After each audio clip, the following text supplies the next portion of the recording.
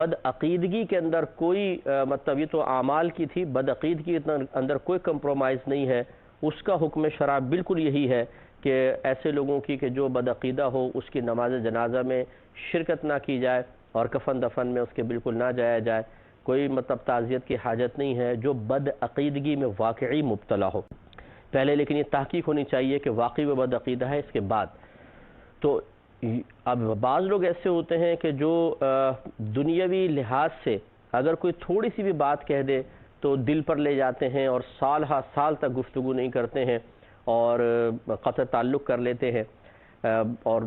مطلب کہتے ہیں اس کی شکل تک دیکھنا میں پسند نہیں کرتا ہوں. لیکن عقیدے کے اعتبار سے اگر کسی رشتہ دار میں بگاڑ پیدا ہو جائے تو بڑے ہی معمولی انداز سے کہتے ہیں ارے یار اس کا دین اس کے ساتھ ہے، ہمارا دین اس کے ساتھ ہے. اب ان چھوٹی چھوٹی باتوں کی وجہ سے رشتہ داری تو ختم نہیں کی جاتی نا. تو یعنی دنیاوی بات ہوتی تو رشتہ داری آپ ختم کر دیتے، اور دینی بات ہے تو رشتہ داری ختم نہیں کی جاتی. ہمارا مذہب ہمیں یہ سکھاتا ہے کہ یہ بنیادی چیز ہے جس کی وجہ سے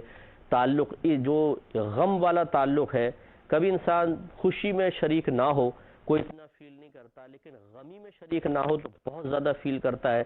تو ایسے نازک موقع پر بھی حکم فرما دیا گیا کہ ہرگز شرکت کی حاجت نہیں ہے. اس لیے برادری اپنے مقام پر، خاندان دوستی اپنے مقام پر، لیکن عقیدہ بہت زیادہ امپورٹنٹ ہوتا ہے، اہمیت کا حامل ہوتا ہے. اس کی اللہ تعالیٰ اور اس کے رسول کریم صلی اللہ علیہ وسلم کی نگاہوں میں بہت زیادہ اہمیت ہے. تو ایسے کی صحبت اختیار نہ کی جائے اور نہ اس کے جنازے وغیرہ میں شرکت کی جائے. اللہ تعالیٰ ارشاد فرماتا ہے کہ انہم کفروا باللہ ورسولہ وماتوا وہم فاسقون. بے شک اللہ تعالیٰ، بے شک یہ لوگ اللہ تعالیٰ اور اس کے رسول کے منکر ہوئے. اب حالانکہ کلمہ پڑھتے تھے یہ منافقین، لیکن اللہ تعالیٰ نے ان کو منکر اس لیے قرار دیا کہ یا ایھا الذین آمنوا ادخلوا فی السلم کافہ، اے ایمان والو اسلام میں پورے داخل ہو جاؤ. یہ کوئی طریقہ کار نہیں ہوتا ہے کہ انسان چند عقائد کو اختیار کرے اور چند میں جمہور کی مخالفت کرے، اور وہ بھی ایسے نازک مسائل کہ جو کفر اور اسلام کے لیے ایک سرحد کی سی حیثیت رکھتے ہوں، اس میں بہت زیادہ احتیاط کرنی چاہیے. تو ایسوں کو منکر قرار دیا اور فرمایا کہ وماتوا وہم فاسقون، اور وہ فسق کی حالت میں ہی مر گئے. اور پھر آگے فرمایا کہ ولا تعجبک اموالہم واولادہم، اور اے سننے والے تجھے ان کے اموال اور ان کی اولاد تعجب میں مبتلا نہ کرے. انما یرید اللہ، محض اللہ تبارک و تعالی ارادہ فرماتا ہے کہ ان یعذبہم بہا فی الدنیا، کہ انہیں ان نعمتوں کے ذریعے دنیا میں عذاب میں، ایک آزمائش میں مبتلا رکھے. وتزہق انفسہم وہم کافرون، اور ان کا دم اس طرح نکلے کہ وہ حالت کفر پر ہوں. اب آپ اس سے اندازہ کریں، ایک ہمیں اور اشارہ کیا گیا کہ اگر کسی کی بری صحبت ہے عمل کے لحاظ سے یا عقیدے کے لحاظ سے، تو اس کو اس لیے نظر انداز نہ کریں کہ جی اس سے کچھ ہمیں فائدے حاصل ہونے والے ہیں. بعض لوگ دوستیاں اس لیے بھی قائم رکھتے ہیں کہ اس کے پاس گاڑی ہے،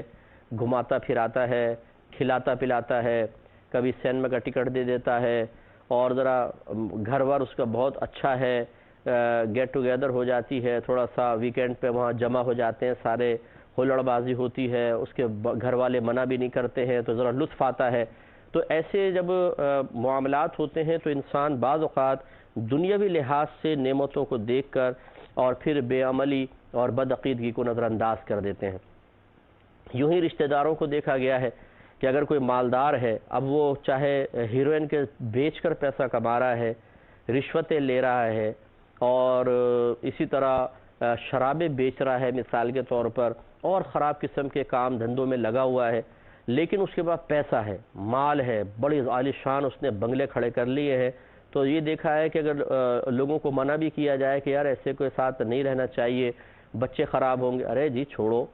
کیونکہ فائدے مل رہے ہوتے ہیں. وہ منہ میں تھوڑا سا لقمے دے دیتا ہے کچھ حرام کے، جس سے منہ میں ذائقہ پیدا ہوتا ہے اور انسان ہر چیز کو فراموش کر دیتا ہے کہ اس کی صحبت کس قدر نقصان کا باعث بنتی ہے. لیکن نہیں، تو یہ اللہ تعالیٰ نے منع فرمایا کہ بری صحبت پہ نگاہ رکھو. اے سننے والے، کہیں تمہیں ان لوگوں کے مال اور ان کی اولاد کی کثرت تمہیں تعجب میں مبتلا نہ کرے. یعنی کیا مطلب کہ ان کو دیکھ کر تم یہ سمجھو کہ شاید اس پر اللہ کا کرم ہو رہا ہے بہت بڑا، یہ ہوتا ہے بعض اوقات ہم کہتے ہیں کہ دیکھو یار اگر اللہ تعالیٰ اس سے ناراض ہوتا تو اس کو اتنی نعمتیں کیوں دیتا؟ تو یہ کوئی قاعدہ شرعیہ نہیں ہے کہ جس کے پاس نعمت کی کثرت ہوگی اللہ تعالیٰ اس سے ضرور راضی ہوگا، کیونکہ دیکھیں آگے ارشاد فرمایا کہ اللہ تعالیٰ نے جو ان کو نعمتیں دی ہیں اس سے اللہ تعالیٰ کا ارادہ یہ ہے کہ یہ اللہ تعالیٰ دنیا میں ان پر ان نعمتوں کے ذریعے عذاب نازل فرمائے۔ وہ عذاب کی صورت کیا ہے کہ جب انسان